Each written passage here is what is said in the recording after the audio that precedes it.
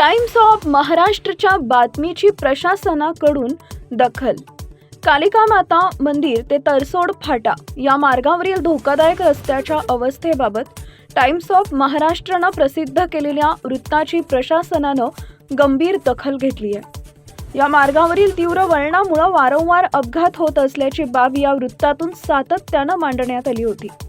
त्यानंतर संबंधित यंत्रणांनी तातडीनं हालचाली सुरू करत रस्त्याच्या काँक्रिटीकरण व सरळीकरणाच्या कामाला गती दिली आहे.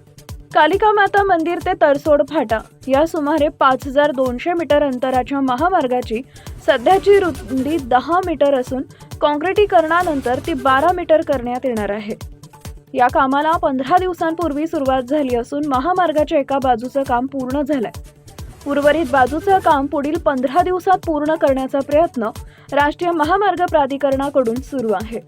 विशेषतः कालिका माता मंदिर परिसरातील सुमारे 92 मीटर लांबीच्या धोकादायक वळणावर सुधारणा करण्यात येत असून रस्ता रुंद व मजबूत करण्यासह वाहतूक सुरक्षेसाठी आवश्यक उपाययोजना केल्या जात आहेत.